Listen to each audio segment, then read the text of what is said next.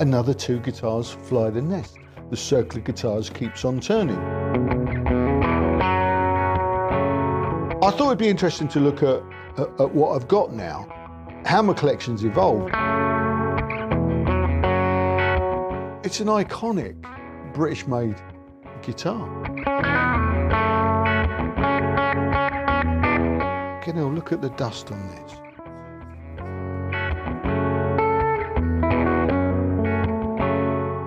They're not all P90s. You either know or you don't. That's all I'm saying. People tend to err in a certain direction, don't they?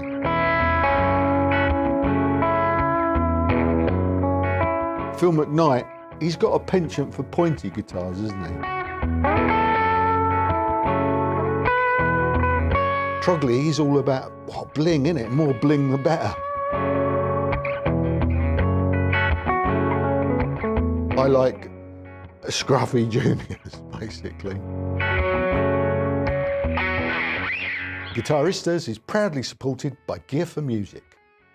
Hello, thanks for joining us. Welcome to the Guitaristas. So, the circle of guitars keeps on turning. I've just dug out the boxes for the Jazz Masters that we raffled. Congratulations to Barbara and Andrew, the lucky winners. These are off.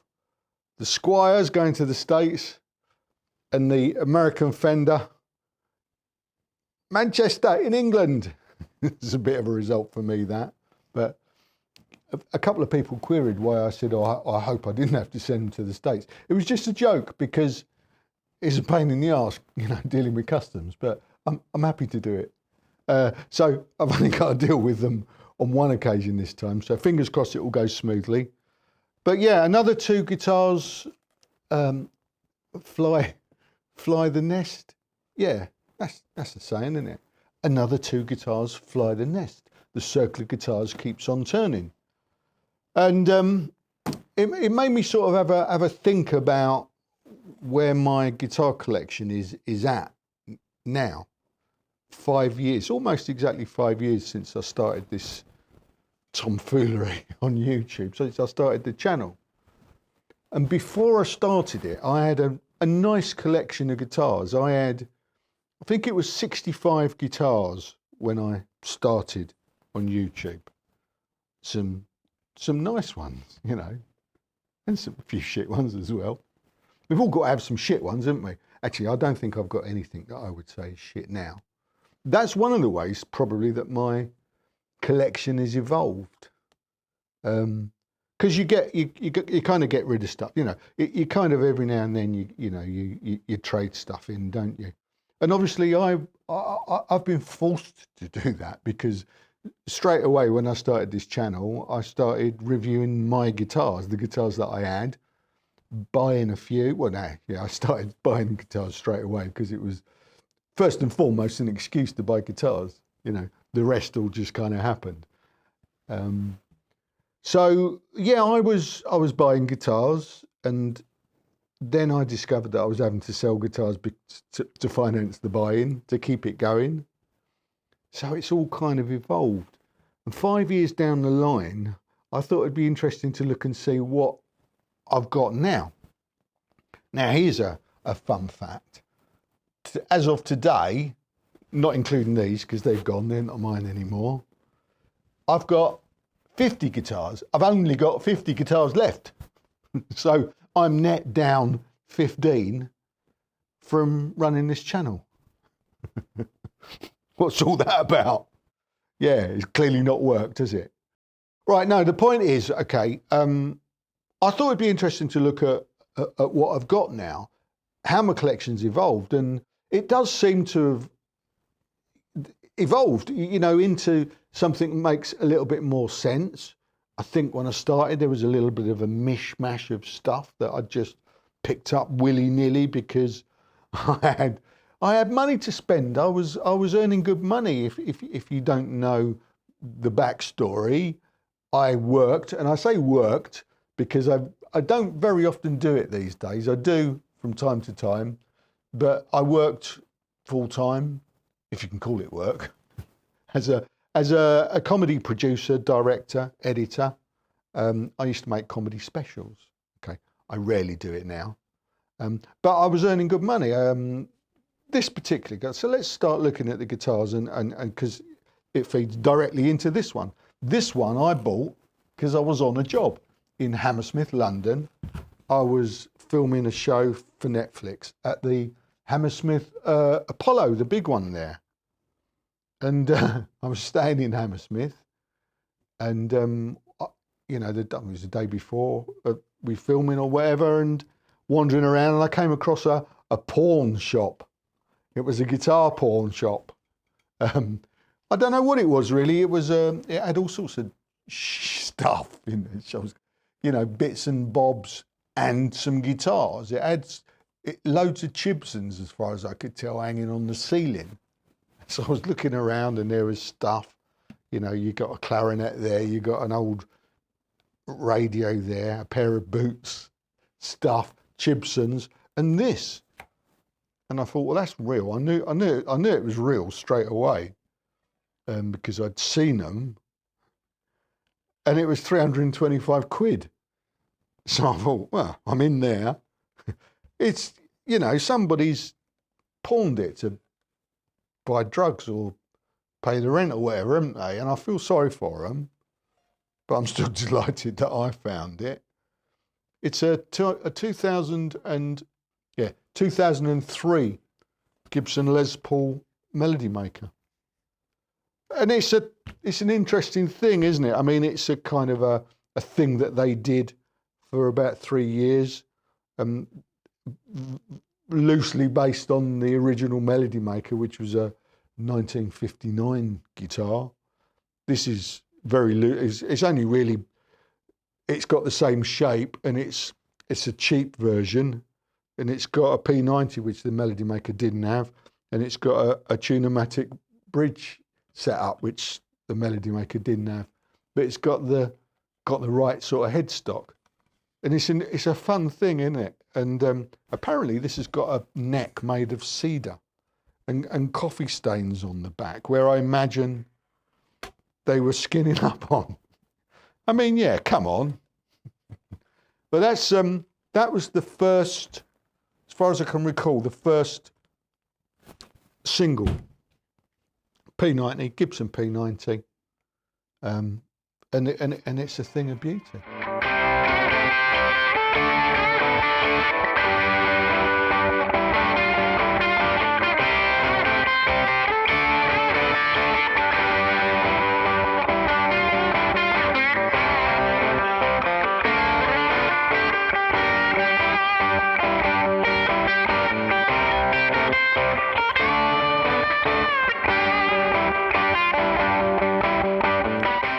Now, the next single pickup guitar that I bought and hung on to, bearing in mind there probably were a few that I bought and sold or traded, but this one I couldn't let go. It's my Gordon Smith, which I don't even know if I've shown you.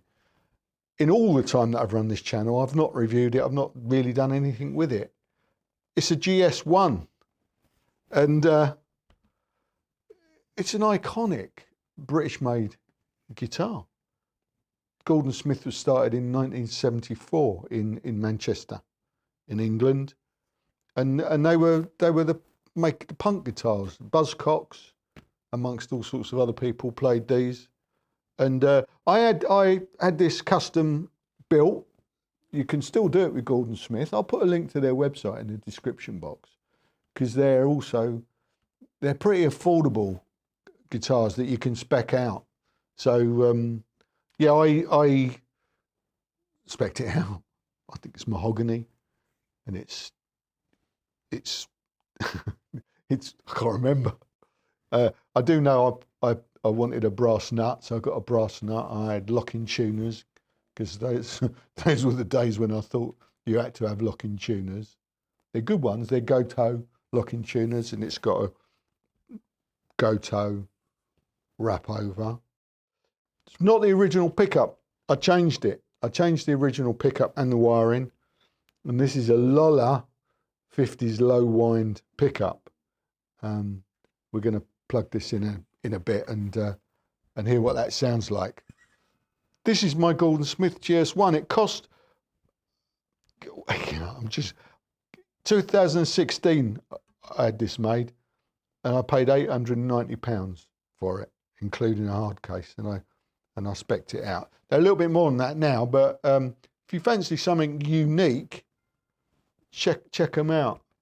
This was made for me. I did nearly sell it a while back, but I don't think I should. No.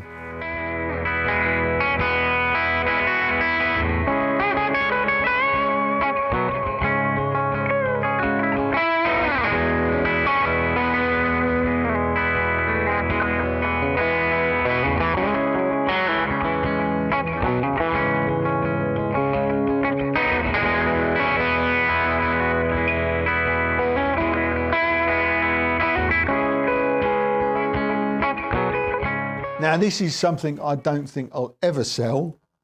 I mean, never say never, but, you know, maybe one day when I'm way too old and arthritic to even play a guitar, or maybe it's become so valuable, just cashing me chips. It's me Gibson Les Paul Jr.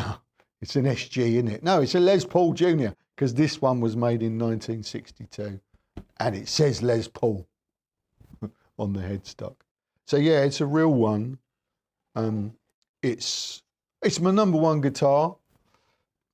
I didn't pay a fortune for it because I bought it in, it's 2019. It says I bought this. So I bought this pre-COVID before things went mad.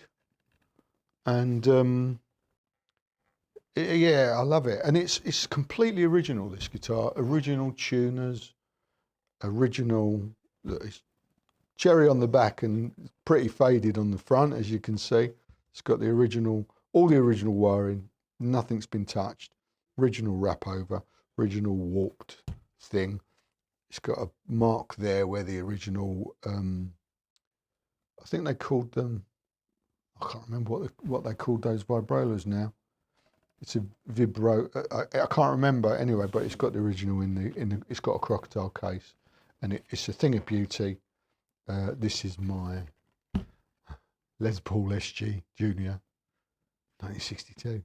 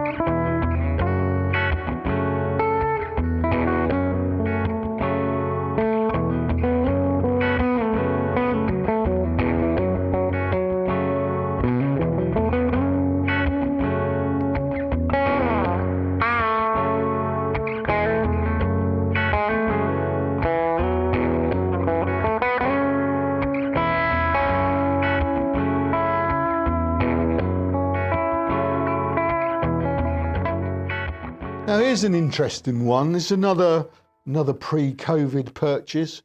2019, when I was working in London in the West End, I used to go out to Denmark Street a lot and snuffle around to see what was there. And this one I saw in 60 Sounds on the corner of Denmark Street. It was a fairly new shop at that point, and this was in there. I saw it in the window. And I thought, oh, that looks nice. It's not necessarily original. It's a 1963, but it's original, you know. Reef-in maybe, I don't know. I think it's a reef-in. 1963 Epiphone Olympic. It's got see, I don't know if the Stinger's real or not. They used to put them on there for factory seconds and stuff. It's quite a common thing on old Epiphones. It's got repro tuners on it, and I changed the original single coil pickup for this, which is it's a Seymour Duncan custom wound P90. Melody Maker size P90 that I ordered from them. And yeah, that's what it is. It was, I don't know, I probably paid too much for it. It cost me £1,295, but as I said, I was earning money then, doing sort of proper work, wasn't I? So I was spending it on guitars. I'd started spending it in earnest on guitars at that point, 2019, pre-guitaristas.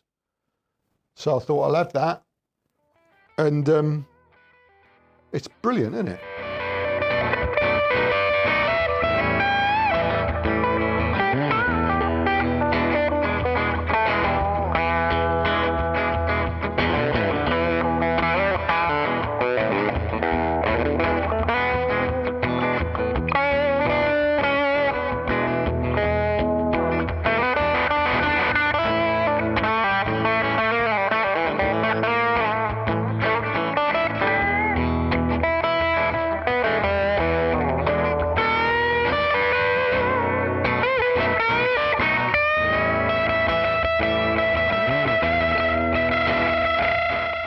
And then it's the end of 2020 when the world's still in lockdown, or the UK certainly was still in lockdown at the end of 2020. And I'd spent the majority of that year soundproofing this room, building this studio here, and built the studio downstairs. And the idea was I was going to start running it as a commercial venture. Filming stuff, podcasts, stuff for YouTube, interviews for the sort of stuff that I was making in London, DVD extras and stuff like that. DVDs. Do you remember DVDs?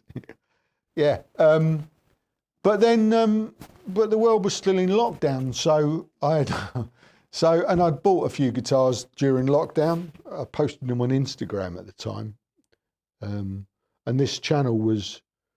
I'd mucked around with some other people that had them in here. But then when, I thought, well, I've got no one to play with, so I'll just point a camera at myself. And this was the first guitar that I reviewed, I think. And it's awful. The film's awful. I'm going to just run a little clip in now. I'm keeping this. The plastic is now coming off the pick guard. There you go. It's coming off. I'm keeping it. I'm going to scratch it up and make it my own. There you go, that's done. I'll get me naphtha lighter fluid out and remove the stupid stickers off the back of the headstock that tell me I can't put it in a dustbin. I had no confidence that, I just didn't know, I didn't know anything. And although I've been, working in making films, I'm not a lighting guy, so the lighting was awful. I couldn't be bothered to shave even, and I was trying to be cool, and it was shit. But for some reason, some of you liked it, and well, I suppose you had nothing else to do either, did you? You had nothing better to do. We'll watch this idiot. But there you go. That was.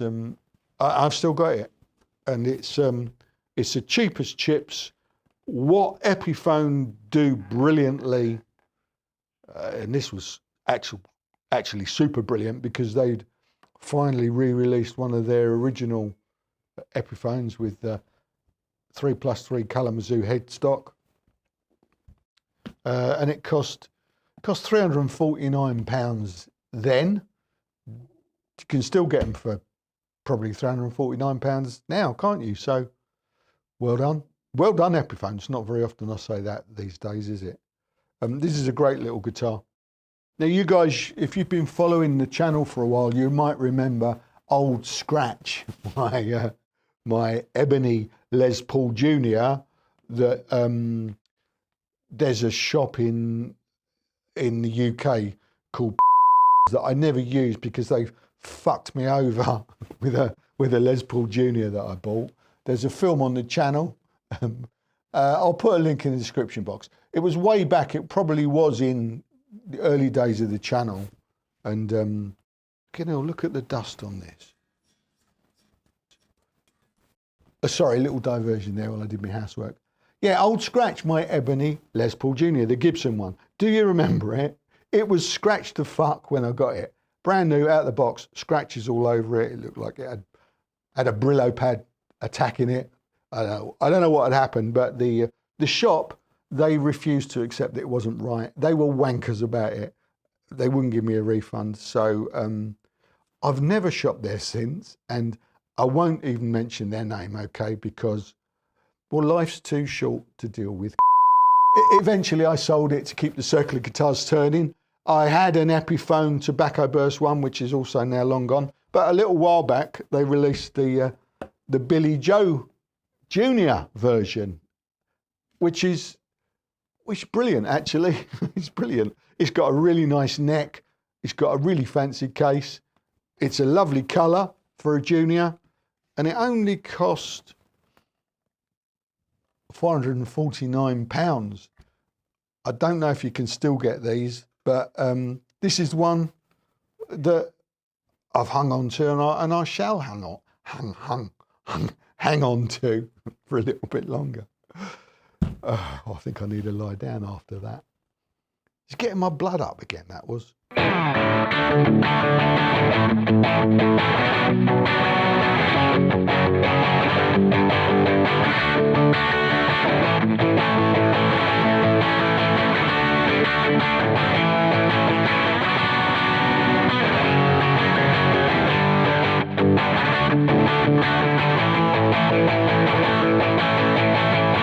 But then I discovered Eastman, and this came along. They call it the SB55 SC single cut, which was clearly a Les Paul Junior knockoff, isn't it? And it's brilliant. It's absolutely brilliant. It was cost-worthy, which is our new word for something that is really represents good value for the cost, which was £1,130. Now, a lot of people will say, "Ooh, but it's a Chinese guitar." Yeah, but you're missing the point. It's fucking brilliant, okay? Everything about this guitar is brilliant. It starts with, obviously, the finish, the antique varnish finish, which is kind of gives it a relic-y feel, and it gives it a real vintage feel. It's got an ebony board. It's got, I can't remember. I think this is a Lola P90. It's a Lola or something like that. Yeah, I'm sure it's a Lola. Faber Bridge, Goto tuners, brilliantness. Brilliant, it's full of brilliantness, this guitar. It's got a no-load tone pot. It absolutely blows away any desire that I have to get a new or a modern Gibson Les Paul Junior. Sure, I'd buy a vintage one, and I think this would stand up against a vintage one. I will keep this until I'm too old and arthritic to play it, because it's a fabulous guitar.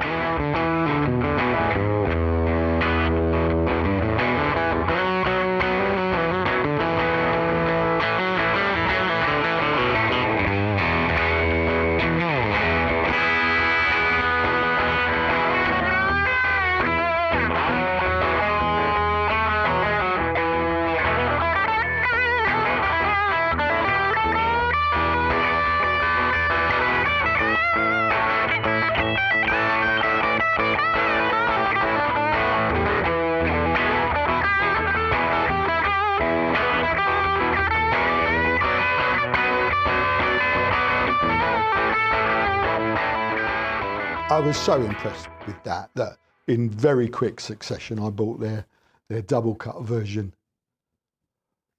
which is even more outstanding. this guitar sounds just fantastic. More of the same, you know. Lola P90, Faber bridge, Goto or Faber tuners, ebony board.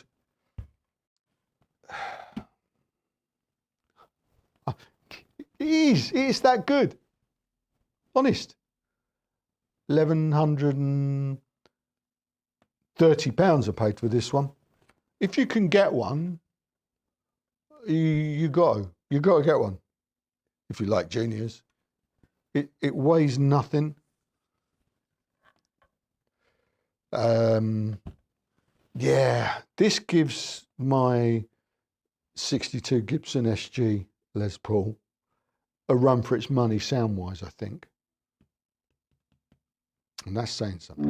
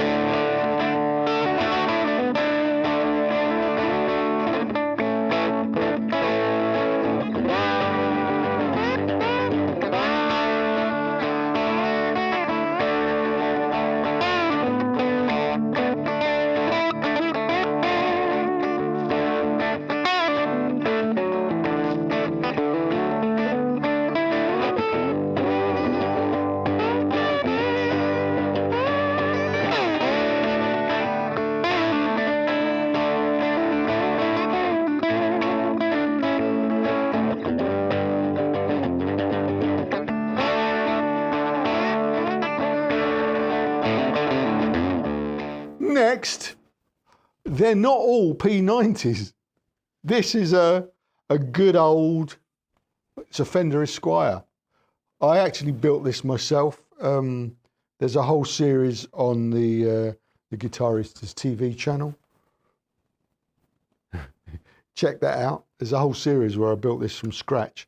I ordered the body. This was a custom made body. I didn't, you know, I'm not that clever.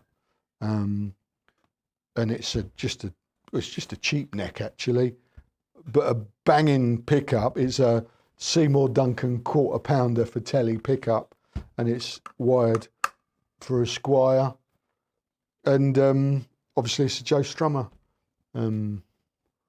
tribute to his Bourbon, I don't know how that's pronounced, but it's Bourbon Street. It's a famous Joe Strummer Clash guitar. It's a thing of beauty, isn't it? I'm really pleased. I'm really pleased with myself for this. It sounds wicked as well. It sounds like this, in fact.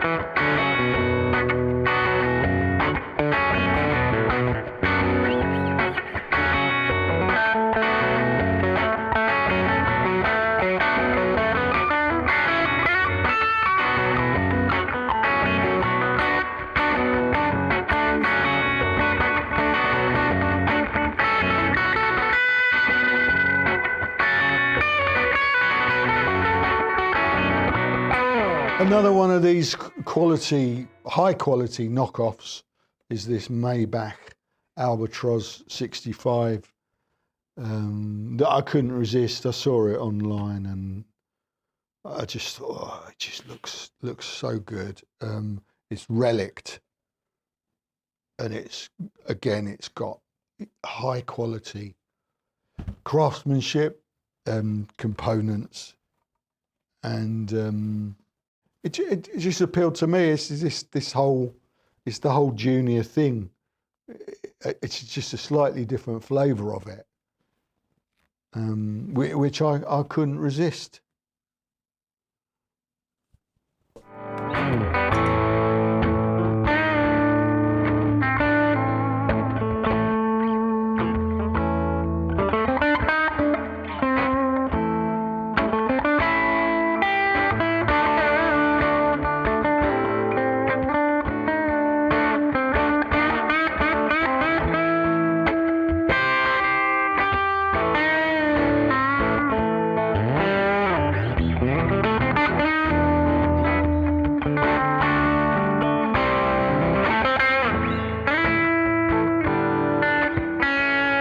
And next is another trophy prize, I suppose, for me. As I said, I haven't done much proper work since I started this channel. But I've done some bits and bobs, and in 2024, I think it was, early 24, I was in London working on a comedy special for Sky Television. I was editing it, and round the corner was the Gibson garage. So I popped in, and they just released this. It's a nitrous cellulose, USA-made Epiphone. And of course, this is the original shape coronet with the square edges. And I'd always wanted one. And the price of the originals had just gone way north of, I was offered one for £3 once, and I balked at it because I thought it was too expensive. And very quickly, they're 5, 6 grand now for originals.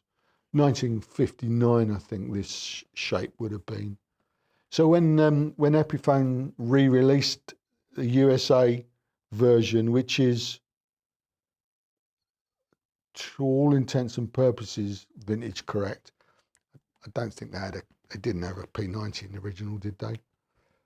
But anyway, I couldn't resist. And I was earning some money, so I bought it. It was expensive-ish, 1,500 quid. I think you might be able to get them a little bit cheaper now, because this is not everyone's cup of tea, is it? But for my singles collection, it's bang on, isn't it? You've got to have this, haven't you?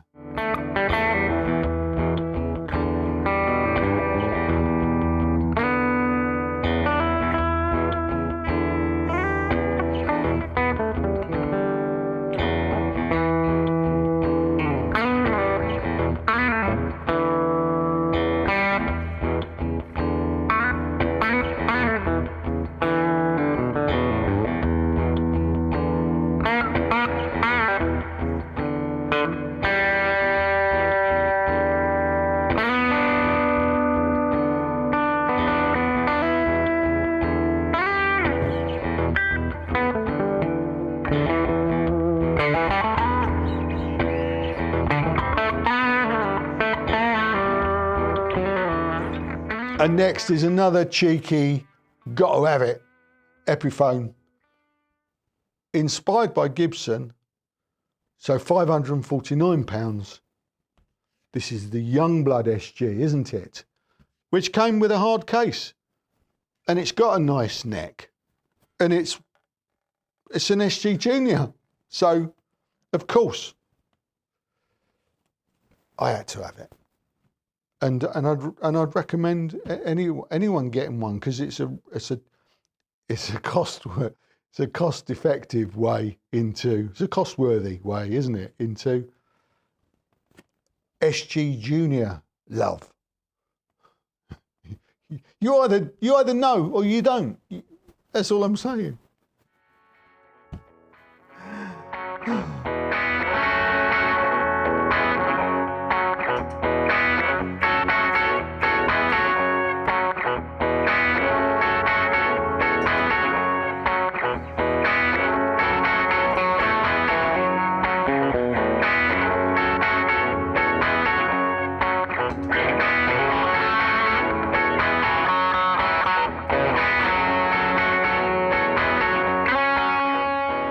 It's another bloody Epiphone. They do make some fabulous guitars, I must say. Unfortunately, this was one of the expensive ones originally. I can't remember what they were charging originally for this. They would think it was like 1,200 quid or something. It was daft. I think it was 11 or 1,200, and it's a Chinese-made Epiphone, so we weren't paying that, but we hung on, and eventually it dropped, and I managed to get this in the end for $799, which I thought, I wanted it, and I thought, well, that'll do.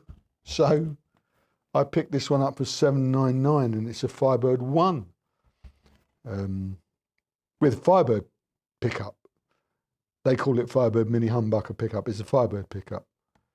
And it's it's great, and I think it was all right for that money. It comes with a really nice hard case, doesn't it? Yeah, it does. So yeah, it was yeah. I'm not going to say it's cost worthy, but it's got the proper thingy banjos. That's what they call them, and it's got the banjo tuners on it, and it's a lovely colour. This silver mist. It's kind of got a green sort of, comes across with as a sort of a greeny tinge. I don't know if the cameras will pick that up, so you have to take my word for it. But yeah, this I'm really pleased I got this from my collection. I did have the Joe Bonamassa, what did he call? Oh, fucking hell, I can't remember what he called it now. But he had one back several years ago that I bought and then I sold, and I regretted it. Polymist, was that what it was called? I don't know. I might have just made that up, that word. Anyway, I had one. I sold it. I regretted it. I've got this one. It's staying.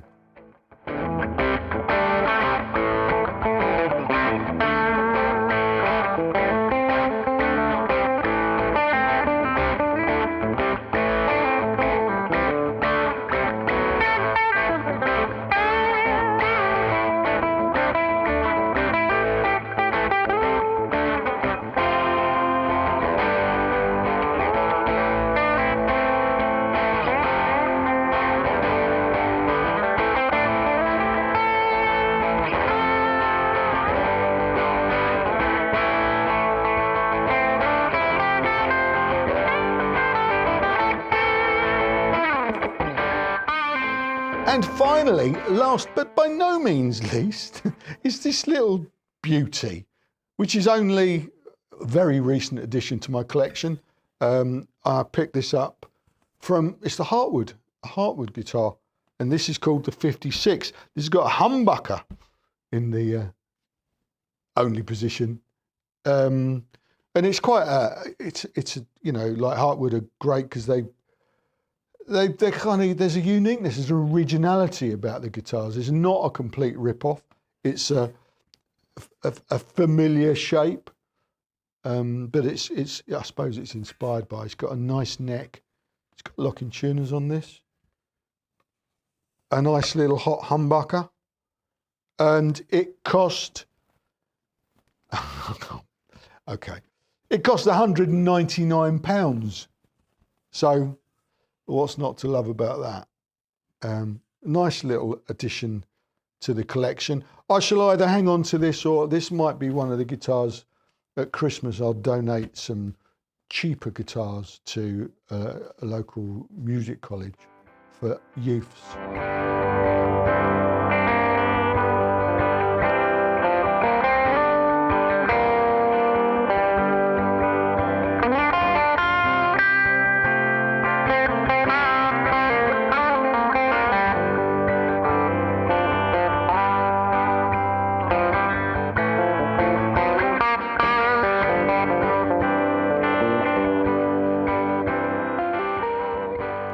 There you go.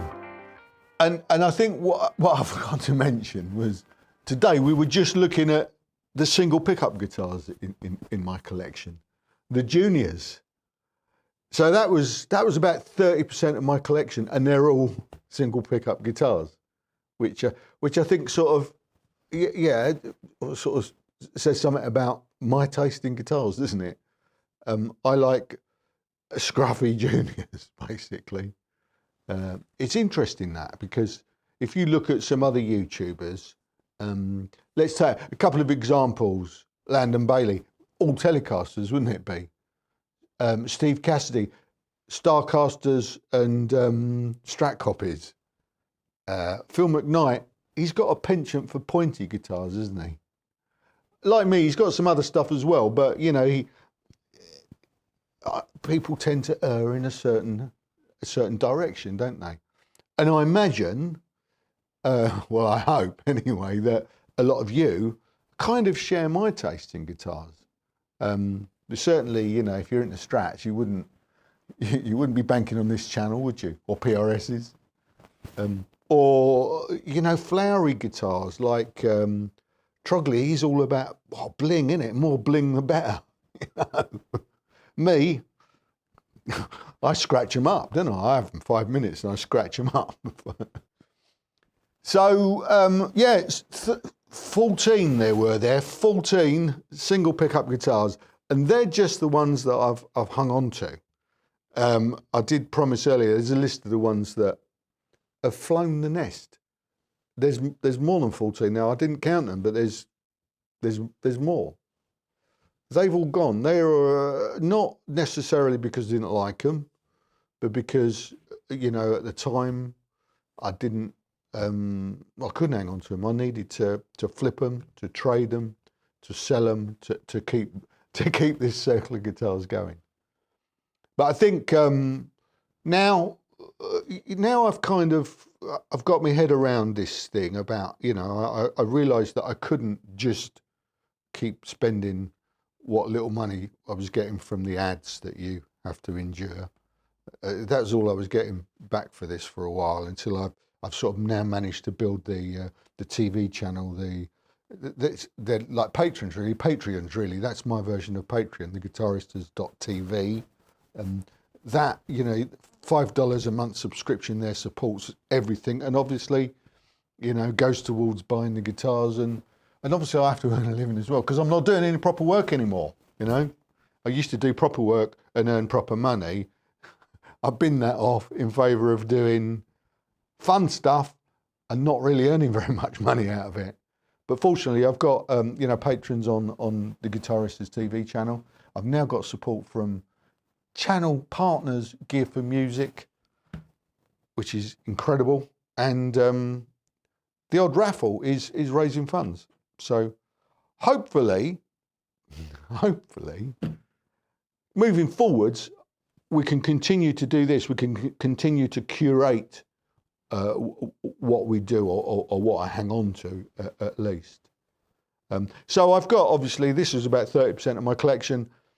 I've got about half a dozen nice vintage guitars.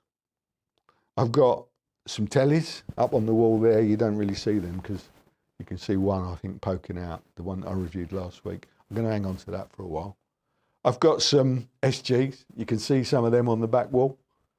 And assorted miscellaneous, you know, couple of Les Paul shaped guitars and some interesting stuff. And I've got here projects, many of which are broken and need fixing. So yeah, I mean, there's stuff to do. Would you like to see more films with my current collection, with the evolution of my correction? There's a correction. My collection. Let me know in the comments. Let me know what you think of my taste in guitars. It's been really nice being able to dig out some of the guitars that I haven't really glanced twice at for a long time. This is one of them, and it's a fantastic guitar. It sounded great, didn't it? Yeah, I should. This has been good for me because it's meant that I can put my hands on 14 guitars, that some of which I haven't touched for ages. So I've really enjoyed doing that. I hope you've enjoyed watching it. Let me know if you'd like to see more stuff like this.